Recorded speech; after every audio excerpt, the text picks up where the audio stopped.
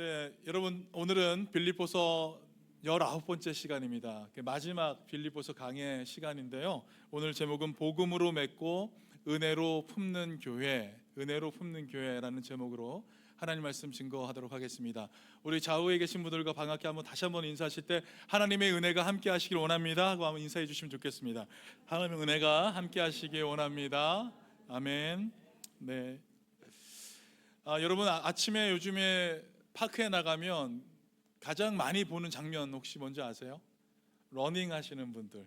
그렇죠. 러닝 하시는 분들이 참 많이 계십니다.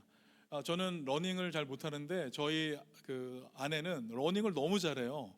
처음에는 저보다 못할 줄 알았는데 지금은 저보다 빨라요. 그래서 제가 언제 따라잡을 수 있을까 지금 고민이 되는데, 이제 파크에 가서 이렇게 종일 걷다 보면 여러분 반대쪽에서 걸어오시는 분들 만나게 되죠.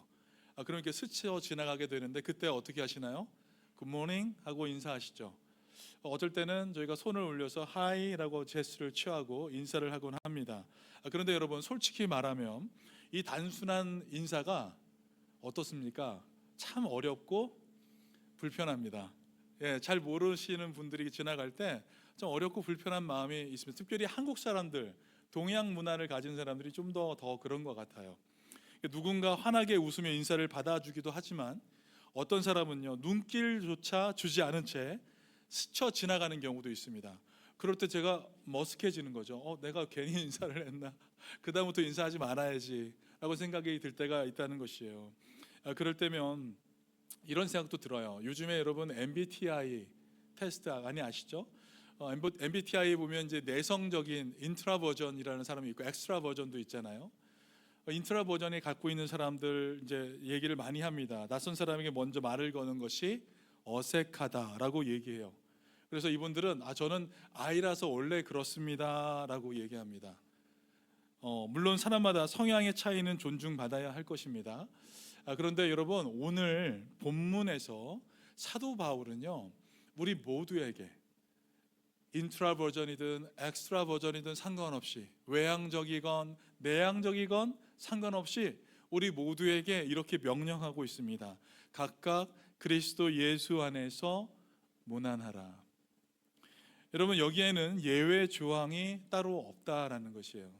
나는 내성적이라서 인사하는 거 잘 못해요, 낯을 가려서 힘들어요 라는 변명이 통하지 않는다라는 것입니다. 여러분 그리스도 안에 있는 사람이라면 누구나 서로에게 무난하고 또 인사하며 관심을 가지며 삶을 살아가야 한다라는 것이죠. 왜 그렇게 해야 할까요? 여러분 바울에게 있어서 이 무난한다라는 이 말은요, 단순한 인사가 아니기 때문에 그렇습니다. 무난한다라는 것은요, 복음 공동체 안에서 서로를 인정하는 얘기이고요, 돌본다는 의미가 있고요, 그리스도 안에서 하나됨을 실천하는 사랑의 표현이기 때문에 그렇습니다. 그렇기에 나의 성향과 성격, 이것을 뛰어넘는 것이 우리에게 필요한데 그것이 무엇입니까? 순종하는 것이에요. 순종하는 것. 또 여러분 또한 모든 만남의 시작은요, 어디서부터 시작하나요? 인사로부터 출발하게 됩니다. 그래서 여러분 우리가 기도할 때도 만남의 복을 달라고 여러분 기도하지 않습니까? 주님 만남의 복을 주십시오, 저희 자녀들에게 만남의 복을 주십시오, 이런 기도하지 않으세요? 특별히 부부가 될 남녀의 만남이나 인생의 스승과 멘토를 만나는 등 어떤 이런 중요한 누군가를 만나야 할 때 우리는 기도하게 됩니다. 왜냐하면 누구를 어떻게 어디서 만나느냐에 따라서 그 사람의 인생이 확 바뀌기 때문에 그렇습니다. 악연은 피해야 하겠지만 여러분 새로운 만남에 대해서 열려 있는 마음으로 첫 인사와 안부 인사가 중요한 역할을 하는 것이 사실입니다. 여러분 인사를 잘해서 어떤 사람은 좋은 관계를 이어가는 사람이 있고요, 어떤 사람은 인사를 잘 못해서 관계가 멀어지는 경우도 있게 되는 것이에요. 성경을 보면 하나님께서도 사람과 사람을 어떤 그 만남을 통해서 축복의 통로를 이어가시는 것을 우리가 보게 됩니다. 그러므로 여러분 신앙 공동체 안에서 서로 인사하며 안부를 전하고 관계를 이어가는 것, 이것은 우리에게 매우 중요한 일이다라고 우리는 말할 수 있다는 것이에요. 그렇기에 오늘 이 말씀은 앞에서 우리의 성향과 습관을 내려놓고 주님께서 명령하신 사랑의 인사, 그리스도 예수 안에서 서로 무난하라. 여러분, 이 말씀에 한 걸음 더 순종하며 만남의 복을 이어가시는 우리 모두가 되시길 주님의 이름으로 간절히 축원드립니다. 오늘 본문은 크게 두 부분으로 나누어서 설명해 볼 수가 있겠습니다. 첫째 부분은 21절과 22절 말씀을 통해서 마지막 인사의 말을 우리가 담을 수 있겠고요. 마지막 23절 바울의 마지막 축복의 말, 이렇게 두 부분으로 나누어서 설명해 볼 수 있겠습니다. 이 두 부분을 나누어서 오늘 우리는 복음으로 맺고 은혜로 품는 교회가 어떠한 모습이어야 하는지 함께 살펴보는 시간 되도록 하겠습니다. 여러분, 먼저 21절과 22절에 있는 말씀을 우리 다 같이 함께 합독하도록 하겠습니다. 그리스도 예수 안에 있는 성도에게 각각 문안하라. 나와 함께 있는 형제들이 너희에게 문안하고 모든 성도들이 에게 문안하되 특히 가이사의 집 사람들 중 몇이니라. 아멘. 여러분, 고대 편지들은요, 흔히 끝맺음에 안녕히 지내라 혹은 행운을 빈다라는 인사를 적곤 했습니다. 실제로 사도행전 15장 29절에 예루살렘 공의회의 편지 끝에 어떠한 말이 들어가 있냐면 평안함을 원하노라, 평안함을 원하노라라는 페어웰에 해당하는 인사가 등장하기도 했습니다. 그런데 여러분, 오늘 바울의 빌립보서의 이 마지막 장면을 우리가 살펴보면 이런 일반적인 서신의 끝에 있는 인사말이 전혀 나오지 않고 있다라는 것을 알 수 있습니다.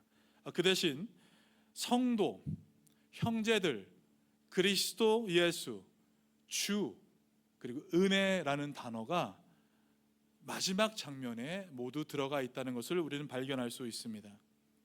그 이유에 대해서 많은 주석가들은 이것은 공적인 편지이면서도 동시에 가까운 동역자들에게 보내는 개인적인 서신이기 때문에 그렇다라고 결론을 내리고 있습니다. 그래서 바울의 여러 서신 중에서도 이 빌립보서는 특별히 가장 사도 바울의 따뜻하고 사랑이 듬뿍 담겨져 있는 편지라고 꼽고 있습니다. 여러분, 21절 말씀을 다시 한번 보시면 바울은요, 그리스도 예수 안에 있는 성도에게 각각 문안하라라고 권면했습니다. 여러분, 여기서 흥미로운 것이 있습니다. 그것은 여기 성도라는 단어예요. 이 성도라는 말이 헬라어 원문의 단수 형태로 쓰였다라는 것이에요. 바울은 의도적으로 모든 성도들이라고 표현하지 않고요, 각 성도라는 표현을 여기서 사용하게 된 것입니다. 여러분, 신약 성경 전체에 걸쳐서 오직 이곳에서만 이 성도라는 단어가 단수로 쓰였어요. 하기오스라는 단어가 오직 여기에서만 쓰였습니다. 근데 여러분, 그 다음 구절인 22절에 보면은 다시 원래 쓰는 형태의 복수 형태 하기오이라는 단어가 22절에는 쓰이게 됩니다. 그러니까 여러분, 21절에서 사도 바울이 하기오스라는 이 단수를 쓴 이유가 분명히 있다라는 것을 우리는 짐작해 볼 수 있다는 것이에요. 바울이 이처럼 이곳에서 단수를 사용한 것은 빌립보 교회 성도 한 사람 한 사람을 꼭 집어서 인사하고자 하는 이 사도 바울의 애정이 깊이 담겨져 있다라는 것을 우리는 볼 수 있습니다. 여러분, 당시 빌립보 교회에는요, 유오디아와 순두계 사이에 불화와 같은 분열의 문제가 빌립보 교회 안에 있었습니다. 바울은 어느 한편에 치지도 않고요, 모든 성도를 동등하게 대하면서 각 사람에게 일일이 지금 안부를 전하고 있다라고 우리는 볼 수 있습니다. 여러분, 골로새서 4장, 우리가 지난번에 골로새서 강의를 했는데 이 골로새서 4장 마지막 후반부를 보면요, 거기에는 이 성도들의 이름이 곳곳에 나옵니다. 데마의 이름이 나오고요, 룸바의 이름이 나오고 아가포의 이름이 나오게 돼요. 그런데 여러분, 여기 빌립보서에서는 다른 서신들과는 달리 이 마지막 인사에 특정인의 이름이 전혀 나오지 않고 있다라는 것을 알 수 있다는 것이에요. 분열로 아파하는 공동체에서 누구도 소외시키지 않으려고 하는 배려와 사랑이 들어가 있다라는 것입니다. 성도 한 사람 한 사람, 여러분, 이 한 사람 한 사람이 하나님 앞에서 얼마나 귀하고 거룩한 존재라는 것을 우리는 알 수가 있다라는 것입니다. 아마 여러분, 사도 바울은 이 구절을 쓰면서 빌립보 교회의 성도들 한 명 한 명의 얼굴과 이름을 아마도 떠올려 보지 않았을까라고 생각이 됩니다. 여러분, 누군가를 떠올리며 기억하고 안부를 전한다 라는 것은 참 아름다운 일이라 저는 생각이 됩니다. 여러분, 지금 우리는 미국에서 살고 있어요. 사실 고향이 한국이신 분들이 많이 계시죠. 한국을 떠올리며 그리움과 외로운 마음을 안고 살아갑니다. 오랫동안 보지 못한 가족의 얼굴을 떠올리고 친구들의 얼굴을 떠올리면서 가슴이 먹먹해지고 함께 지냈던 추억들이 스쳐 지나갈 때가 있습니다. 이 사도 바울도 감옥에 갇혀 있으면서 이 머나먼 빌립보의 성도들을 이러한 마음으로 그리워하며 기억하지 않았을까, 그런 생각이 드는 것입니다. 여러분, 우리에게도 이러한 따뜻한 마음이 있기를 간절히 소망합니다. 여러분, 누군가를 떠올렸을 때 분노가 그 치미는 대신에 진심으로 평안을 빌어주고 그가 복된 삶을 살아가기를 원하는 그런 마음, 여러분, 누군가를 떠올렸을 때 우리 안에 이러한 마음이 가득하길 간절히 소망합니다. 또한 이러한 만남이 반드시 그리스도 안에서 맺어진 만남이 되시길 간절히 바랍니다. 21절 말씀을 한번 보시면 그리스도 예수 안에서 라고 사도 바울이 시작하고 있어요.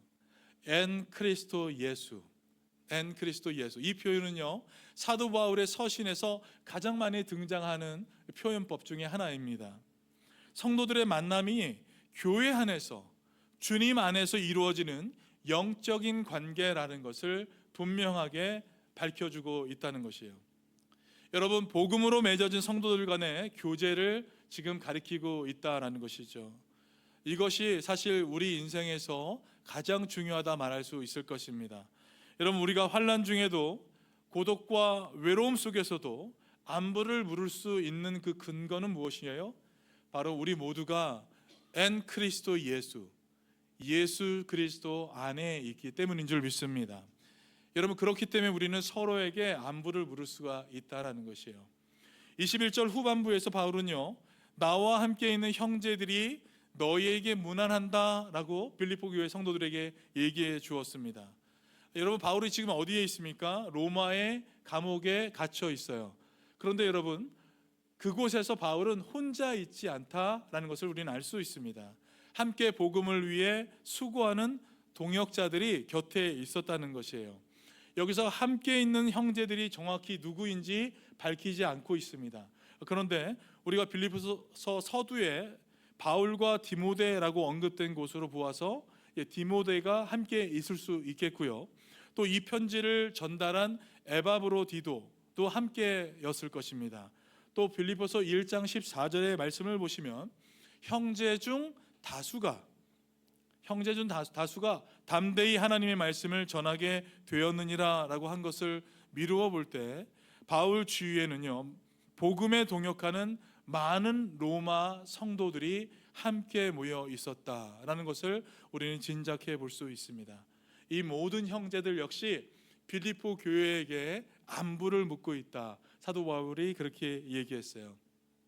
여러분, 이어서 22절 말씀을 보니까 모든 성도들이 너희에게 문안하되 특히 가이사의 집 사람들 중 몇이니라 라고 얘기했습니다. 여기 모든 성도들은 로마에 있는 전체 교회 성도들을 얘기하죠. 그런데 그 중에서 특별히 누구요? 인사를 전하고 싶은 사람들이 있는데 가이사의 집 사람들이다 라고 얘기하고 있습니다. 여러분, 이 가이사의 집 사람들이 누구일까요? 가이사라는 말은요, 로마 황제를 가리키는 표현입니다. 당시 로마 황제는 누구였냐면 네로 황제였어요. 여러분, 네로 황제 하시면 너무 많이 들어보셨을 것 같아요. 크리스찬들을 박해했던 정말 악명 높은 왕이었다라고 여러분 기억이 나실 것입니다. 빌립보서가 대략 AD 60년에서 62년경에 작성되었습니다. 근데 여러분, 로마의 이 가장 악명 높은 네로 황제가 크리스찬들을 박해했던 그 연도는요 64년경으로 보고 있습니다. 그러니까 이 편지가 작성되고 나서 앞으로 2년 혹은 4년 후에 로마에는 크리스찬들을 박해하는 일들이 일어나게 되는 것이에요. 그런데 여러분, 바울은요 지금 황제의 집안에 속한 사람들 가운데 몇몇 성도들이 빌립보 교회에 문안하고 있다라고 전하고 있다는 것이에요. 여기서 황제의 친척들을 떠올릴 수도 있죠. 그런데 그보다도 황제의 궁정과 정부에 속한 관리들, 종들을 의미하는 것으로 우리가 해석해 볼 수 있습니다. 또 역사적으로 이 가이사의 집이라고 하는 것, 케이시저 하우스홀드라는 것은요 우리가 오늘날 말하는 황실 행정기관 이 전체를 가리키는 말로 통용되기도 했습니다. 그러니까 황제의 궁전 관리들, 재정 책임자들, 각종 행정 업무를 보는 관리들, 황실에 소속된 노예와 해방된 종들까지 다양한 사람들을 포괄하는 개념으로 우리가 이해할 수 있다는 것이에요. 여러분, 바울이 로마에 연금되어 있는 동안에 복음이 계속해서 전해지게 되었다라고 우리가 이해할 수 있습니다. 이 거대한 제국의 심장부에까지 그리스도의 복음이 계속해서 쉬지 않고 스며들어가고 있다라는 것을 우리는 상상해 볼 수 있습니다. 바울은요 아마 이 소식을 전하게 된 것을 가장 크게 기뻐했을지 모르겠어요. 여러분, 로마의 권력이 핍박한다 해도 복음은 결코 매이지 않고 왕궁 안에서도 역사하고 있다라는 것을 증거로 제시하고 있기 때문에 그렇습니다. 실제로 사도 바울이 디모데후서에 보면요 하나님의 말씀은 매이지 아니하느니라 라고 고백했어요. 이 말씀대로 복음의 능력은 어떠한 상황 속에서도 계속해서 스며들어가고 있다는 것을 사도 바울이 지금 빌립보 성도들과 함께 나누고 있는 것입니다. 여러분, 하나님의 말씀은 결코 쇠사슬에 묶일 수 없습니다. 감옥도 박해도 심지어 바이러스조차 하나님의 말씀을 막을 수 없다는 것을 여러분 믿으시기 바랍니다. 여러분, 실제로 이 편지가 쓰여지고 나서 약 2세기가 지난 이후에 AD 313년에 어떤 일이 일어났습니까? 콘스탄틴 황제가 기독교를 공인하면서 로마 제국 전체가 그리스도의 복음 앞에 무릎을 꿇게 되는 일이 일어나게 됩니다. 당시 네로 황제의 가문과 궁궐에 뿌려진 이 복음의 씨앗이 결국 세대를 지나서 제국을 뒤바꾸는 열매로 바뀌게 되었다라는 것입니다. 여러분, 당시 로마의 성도들은요 황제의 박해 속에서도 복음을 전했고 결국 황제의 집안까지 변화시키게 된 것입니다. 여러분, 오늘날 우리 미국 땅에 살아가는 우리도 때로는 이민자로서 사회의 소수자로 지내며 외롭고 또 위축될 때가 있습니다. 최근 여러 지역에서 한인 교회들이 침체를 겪고 있다는 소식도 들려옵니다. 그러나 여러분, 하나님의 복음은 살아있고 활력이 있어서 지금도 전진하고 있다는 것을 믿으시기 바랍니다. 애틀랜타 지역만 보아도 여러분, 새로운 부흥의 바람이 불어서 많은 교회들이 살아나고 있습니다. 우리 브리치 교회도 이 복음의 바람을 타고 함께 도약하게 될 줄 믿습니다. 중요한 것은 우리가 주 안에 모두가 하나 된 한 성도라는 것이에요. 로마에 있는 성도들과 저 멀리 떨어져 있는 빌립보 교회 성도들이 함께 그리스도의 몸을 이룬 지체로 서로 문안을 하고 있는 장면, 여러분 이 장면 한번 상상해 보시기 바랍니다. 몸은 떨어져 있다 하더라도 영적으로 한 가족임을 기억한다면 우리는 어느 곳에 있든지 결코 외로운 이방인이 되지 않을 것입니다. 에베소서 2장 19절 말씀에 보면 그러므로 이제부터 너희는 외인도 아니요 나그네도 아니요 오직 성도들과 동일한 시민이요 하나님의 권속이라. 여러분, 예수 그리스도를 믿는 순간 우리의 신분과 지위가 완전히 바뀌어야 돼요. 하나님의 거룩한 권속이 된다는 것을 기억하시기 바랍니다. 권속이라는 말은 한 집안 식구를 의미합니다. 하나님의 거룩한 가족이 된 것입니다. 그러므로 여러분, 주 안에서 우리 모두는 한 형제요 한 자매인 줄 믿습니다.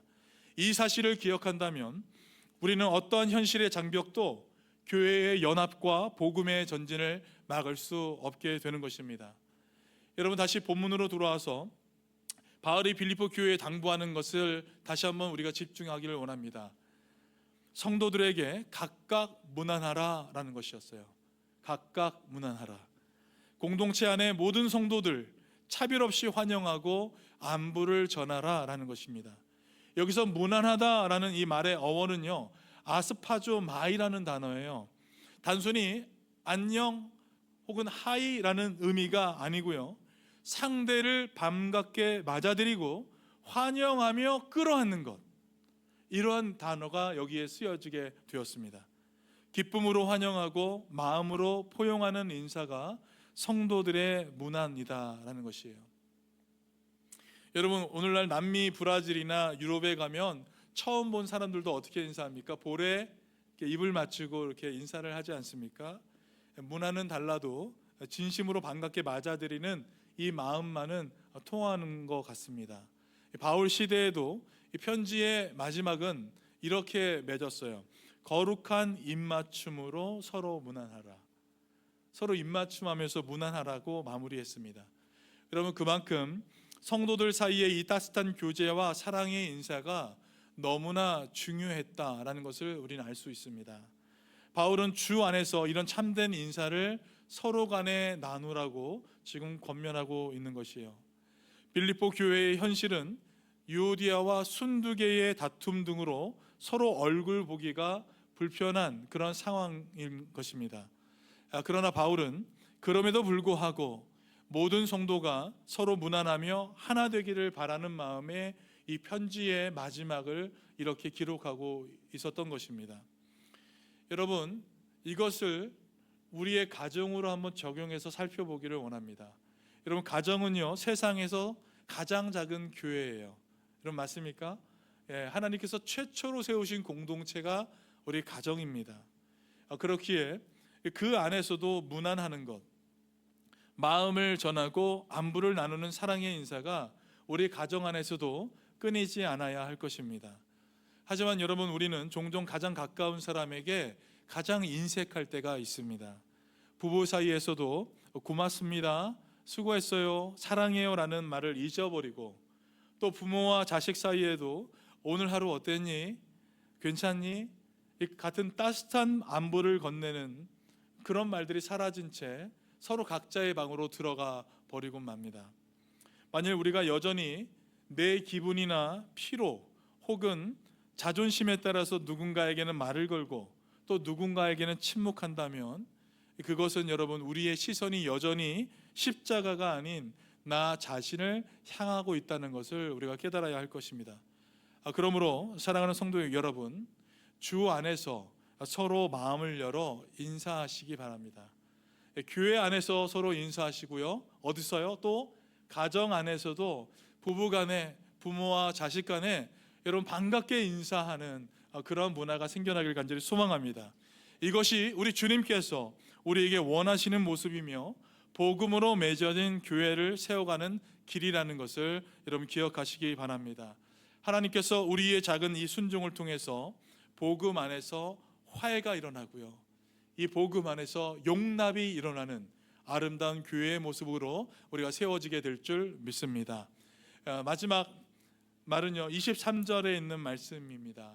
23절 말씀을 통해서 사도 바울이 마지막 축복의 말을 빌립보 성도들에게 해주고 있어요. 우리 이 말씀을 같이 함께 한 목소리로 읽도록 하겠습니다. 주 예수 그리스도의 은혜가 너희 심령에 있을지어다. 아멘. 여러분, 우리 좌우에 계신 분과 그렇게 한번 인사해 볼까요? 주 예수 그리스도의 은혜가 너의 심령에 있을지어다. 한번 그렇게 한번 인사해 보면 좋겠습니다. 주 예수 그리스도의 은혜가 너의 심령에 있을지어다. 아멘. 여러분, 유명한 강해 설교자 마틴 로이드 존스가 이 구절을 가리켜서 이렇게 표현했습니다. 이것은 어떤 사람이 인간적으로 줄 수 있는 인사치레가 아니라 오직 그리스도께만 간구할 수 있는 가장 포괄적인 기도입니다 라고 얘기했습니다. 여러분, 다시 말해서 우리 주 예수 그리스도의 은혜가 함께하는 것보다 더 큰 축복은 없다라는 의미예요. 바울은 빌립보서 1장 2절에서도 이렇게 얘기했습니다. 하나님 우리 아버지와 주 예수 그리스도로부터 은혜와 평강이 있기를 원하노라. 그렇게 기도했어요. 그리고 이제 마지막 절에서도 동일하게 주님의 은혜를 빌며 끝을 맺고 있다는 것입니다. 바울의 다른 서신들을 봐도 대부분 처음과 끝에는 뭐가 등장하냐면 은혜가 등장하게 된다는 것을 알 수 있습니다. 서두에서도 하나님 우리 아버지와 주 예수 그리스도의 은혜와 평강을 빌어주고, 마지막 축도에서도 간결하게 주 예수 그리스도의 은혜가 너희와 함께 있을지어다 라고 축복을 하고 있다는 것이에요. 여러분, 바울에게 예수 그리스도는 은혜의 근원이자 구원의 원천인 것입니다. 주님께서 값없이 베푸시는 구원의 사랑과 능력이 바로 이 은혜라는 것이에요. 그래서 여러분, 교회는 그 은혜로 품어지는 주님의 사랑 위에 세워지게 된 줄 믿습니다. 바울은 빌립보 교회의 성도 한 사람 한 사람에게 그 넘치는 은혜가 함께 하기를 간절히 기원하며 지금 축원하고 있는 것이에요. 여기서 여러분, 너희 심령에 있을지어다 라는 이 표현에 한번 주목해 보기를 원합니다. 이 심령에 해당하는 단어가 여러분 잘 아시는 단어예요. 푸뉴마라는 단어예요. 푸뉴마, 영이란 뜻이죠. 성령이라는 단어가 또 여기서 해서 나오게 됐습니다. 영, 스피릿. 흥미롭게도 여러분, 이 푸뉴마라는 단어가 여기에서 단수 형태로 쓰였다라는 것이에요. 그런데 여러분, 반면에 너희 심령에 있을지어다 해서 너희라는 이 단어가요 복수로 쓰여져 있습니다. 그러니까 문자 그대로 번역하면 너희, 복수의 너희들아, 영, 하나님의 영의 은혜가 있을지어다 라는 것이에요. 이 독특한 표현을 두고서 몇몇 해석자들은 교회 공동체에 한 성령, 한 영이 임하기를 바란다 라고 표현했습니다. 그러나 바울이 너희를 복수로 사용하고 이 영은 단수로 사용한 그 이유는 아마도 각 사람의 영혼 속에 푸뉴마, 한 성령이신 주님의 은혜가 임하기를 기도한 것이다 라고 우리는 해석해 볼 수 있습니다. 그러므로 여러분, 너희 심령에 있을지어다 라는 이 해석은요, 주님의 은혜가 너희 각 사람과 함께 하기를 원하노라 라는 의미가 되는 것입니다. 바울은 교회에 속한 모든 성도의 내면에 주님의 은혜가 함께 하기를 간절히 원하고 있습니다. 바울이 빌립보 성도들에게 빌어준 이 축복의 내용은요, 한마디로 얘기하면 뭐예요? 은혜가 있을지어다 라는 것이에요. 은혜가 있을지어다. 예수님이 주시는 은혜가 성도들의 심령을 가득 채우길 원한다라는 것입니다. 그리고 바울은 단지 자신의 바람을 말하는 것이 아니라 실제로 주님이 부어주실 그 은혜를 대언하고 있는 것입니다. 여러분, 이 축도는 일종의 하나님의 약속 선언이다 라고 얘기할 수 있는 것입니다. 그러므로 빌립보 교회 성도들은 아멘으로 이 복을 받아들였을 것입니다. 여러분, 우리 교회도 예배의 마지막에 무엇이 있습니까? 축도가 있어요. 축도를 받습니다.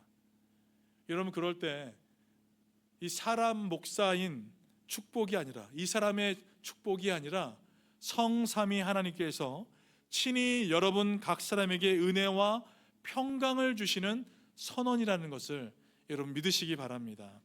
바울은 지금 그 하나님의 약속을 선포하는 대리인 역할을 하고 있다라는 것이에요. 여러분, 우리는 은혜로 시작해 은혜로 끝맺는 바울의 서신에서 아주 중요한 교훈을 발견할 수가 있습니다. 그것은 무엇입니까? 그리스도의 은혜 없이는 교회도 성도의 삶도 한순간도 유지될 수 없다라는 진리입니다. 여러분, 그렇게 우리는 이렇게 말할 수 있습니다.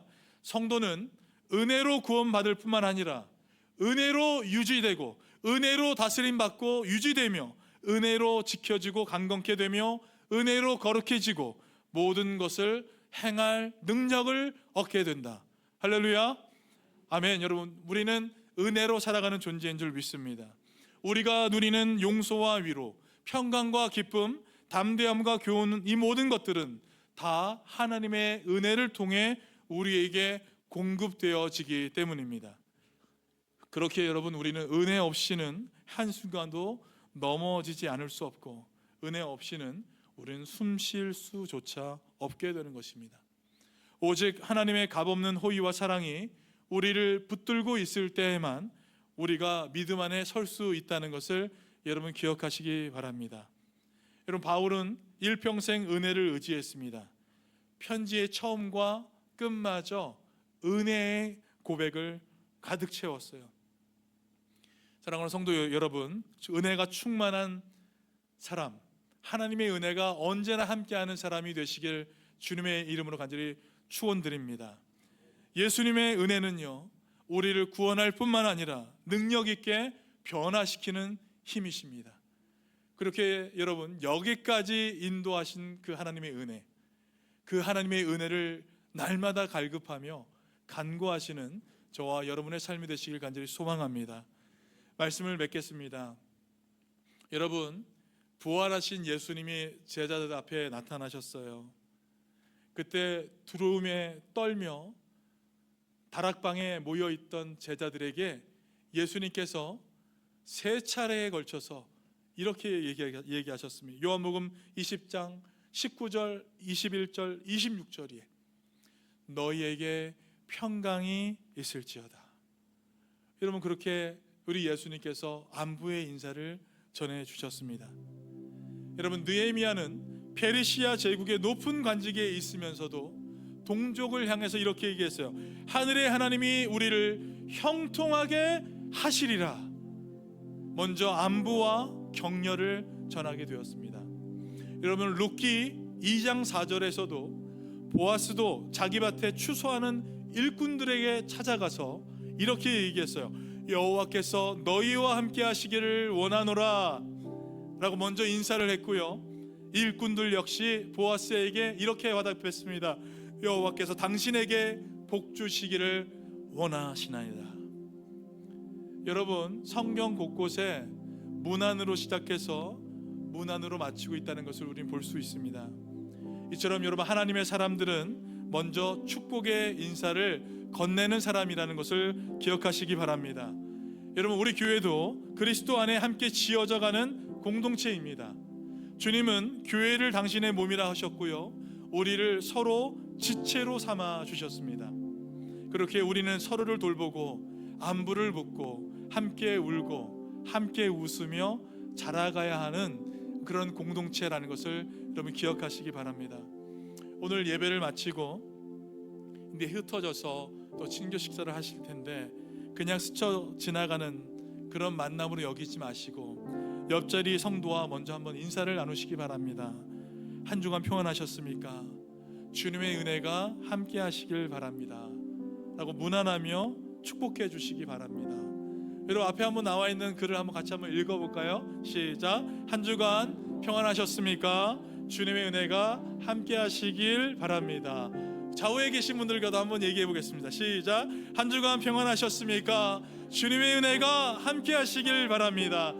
할렐루야. 아멘. 여러분, 각 가정에서도 남편과 아내에게, 여러분, 가정이 무너지고 있어요. 남편과 아내가 함께 인사해야 합니다. 어떤 분이 이런 표현을 쓰더라고요. 가족끼리는 서로 키스하는 거 아니야, 이런 표현 쓰더라고요. 여러분, 이것이 너무 세상적인 얘기예요. 부부끼리도 같이 함께 입맞춤 하시고 안아주시고 격려하시고 자녀를 보면서 인사하고 축복해주고 아침에 자녀가 학교 가기 전에 축복기도 해주시고, 여러분, 그러한 인사가 우리 가정에도 넘치기를 간절히 소망합니다. 주 예수 그리스도의 은혜가 당신에게 충만하기를 원합니다. 당신은 하나님의 복의 통로입니다. 여러분, 이런 인사가 오고 가는 가정과 교회라면 여러분 얼마나 아름다운 가정과 교회가 되겠습니까? 예수님께서 제자들에게 부활하신 후 나타나셔서 하신 말씀이 뭐라고요? 너희에게 평강이 있을지어다 인사해 주셨습니다. 먼저 문안하고 먼저 축복하는 우리 모두가 되길 간절히 소망합니다. 그래서 우리는 주 안에서 한 가족으로 함께 지어져가는 공동체가 될 줄 믿습니다. 서로에게 안부를 전하고 축복을 전함으로 주님의 사랑을 흘려보내는 축복의 통로, 복의 통로가 되시길 우리 주님의 이름으로 간절히 축원드립니다. 아멘. 같이 함께 기도하겠습니다.